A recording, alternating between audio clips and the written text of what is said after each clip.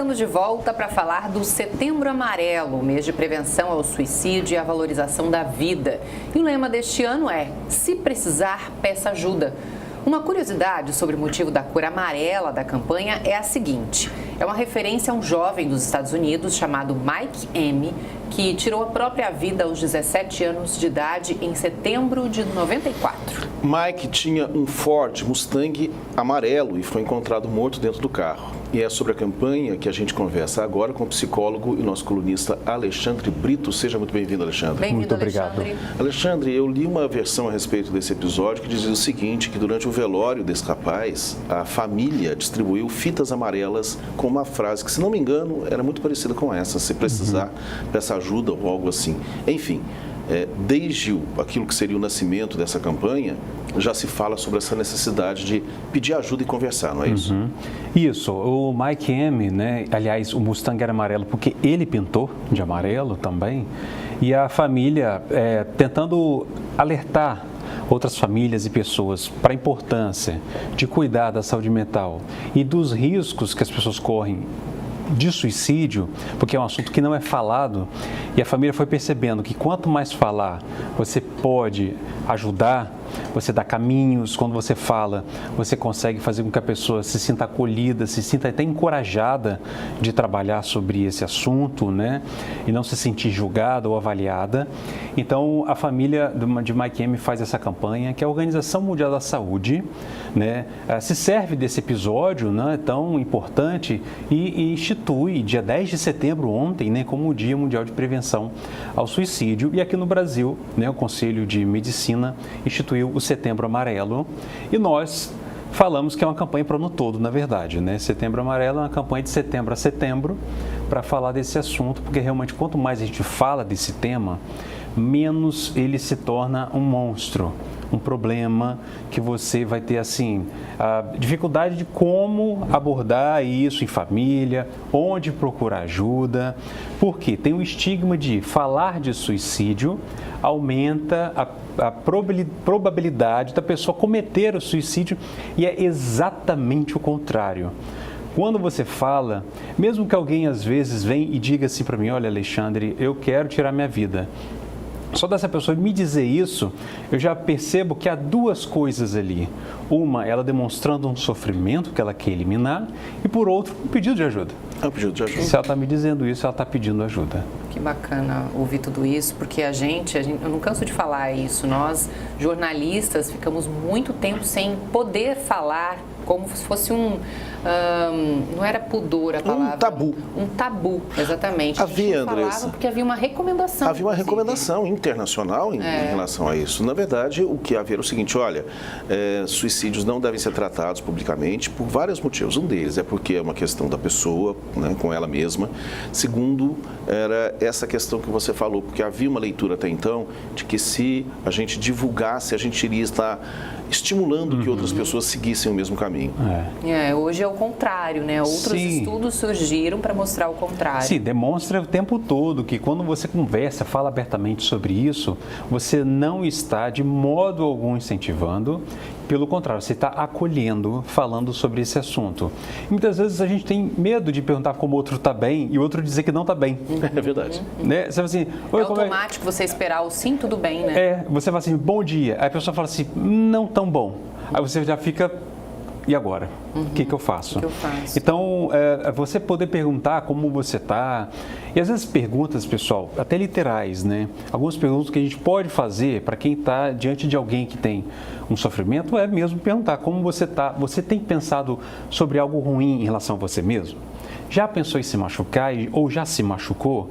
Lembrando, nada disso incentiva. Uma outra pergunta que você pode fazer é: você já tentou alguma coisa contra você? Você já pediu ajuda? E a pergunta final que eu sempre gosto de dizer que a gente pode fazer é: como eu posso ajudar?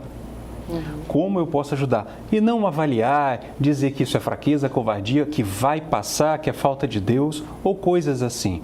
Você tem que saber como você pode ajudar. E você só sabe perguntando. O outro vai dizer. Então, quando a gente faz o acompanhamento, por exemplo, de casos que tem ideação, o que é ideação? É a ideia de que a vida não está valendo a pena e que para eliminar uma dor, às vezes eu penso em eliminar tudo. Às vezes tem uma dor, um sofrimento, e para não sentir, eu prefiro não sentir nada. E assim começa a ideação suicida, ou seja, a ideia de querer tirar a própria vida. Agora, desculpe, Andressa, não pode continuar. Qual a reação de quem ouve? Não estou bem, estou sim pensando em me machucar. Qual deve ser a reação, além de falar como eu posso te ajudar, o que mais é possível falar ali no momento? Perfeito. Em geral, a reação, as piores reações é você tentar dar um conselho ou você tentar fazer com que a pessoa siga alguns caminhos morais. Então, faz isso, você tem que fazer aquilo, você tem que rezar mais, porque você não sabe o quanto essa pessoa já reza à noite sozinha e o quanto ela sofre em silêncio. Falar, você tem tudo, você tem tudo, disso, exatamente. Né? Então, essa reação de querer ensinar, educar ou mandar ou julgar é ruim. Mas, em geral, é a presença, Andressa. É a presença.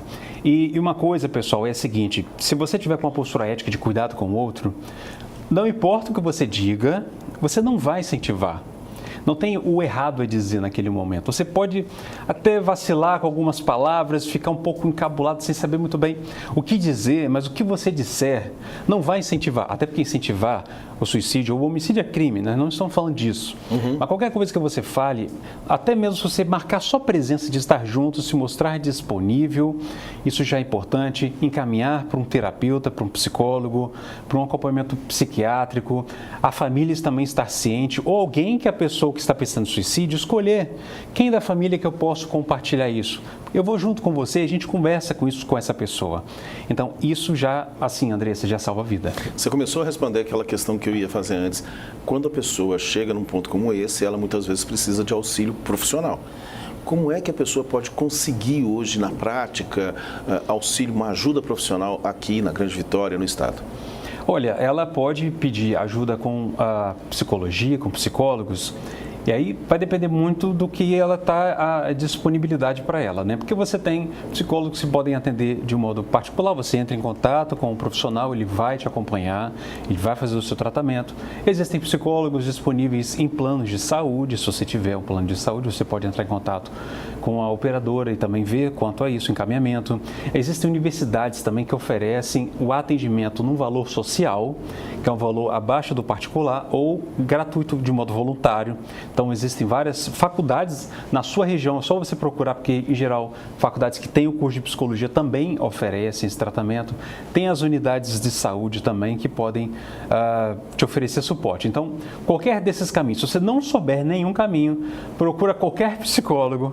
Tá? Entre em contato, liga para mim, liga para qualquer psicólogo que você vê numa rede social, no Google, e pede o que você pode fazer, que também vai te dar uma orientação. Uma urgência, tem o CVV também, né? O Centro de Valorização à Vida, né? O CVV com um canal de telefone, né?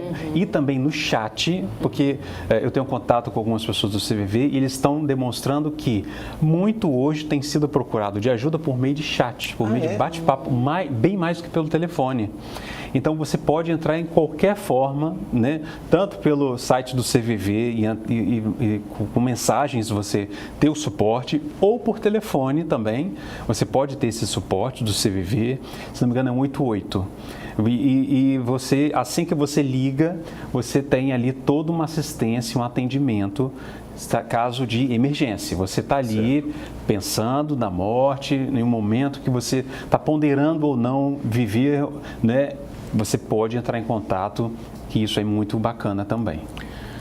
Eu ia pedir, Alexandre, já que você até colocou à disposição para que as pessoas entrem em contato e te procurem, para que você nos deixe os seus contatos todos, de rede social, telefone, etc. Olha, o meu contato, o meu WhatsApp para você entrar em contato é o 27 999 43 1968, 27 999 43 1968, e nas redes sociais, como Alexandre Brito, você me encontra no @Alexandre_Psicologia, Alexandre_Psicologia, está aparecendo aí na tela. Isso e aí.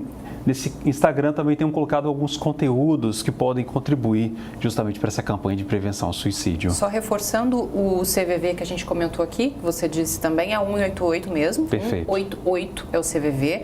Eles têm, já você entra, coloca no Google CVV, já aparece para você colocar o site ou o chat.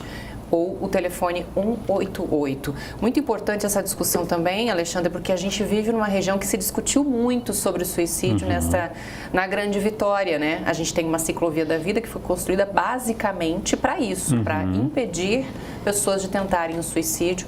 E, claro, também dá aquela mensagem que você sempre fala, Alexandre, sobre as pessoas que se revoltam quando a ponte é fechada, né, para tentar salvar uma vida. O que você diria para essas pessoas? Eu sempre penso que a gente tem que parar uma cidade inteira se precisar e o tempo que precisar também, para que a gente possa salvar uma vida, resgatar uma pessoa em sofrimento, em dor, que isso diz respeito à nossa postura ética e responsável diante do outro, e não que a gente sempre pense em uma vida produtiva, corrida, que a gente sempre pense simplesmente em nós mesmos de modo egoísta e não tenhamos simpatia, empatia, solidariedade e compaixão.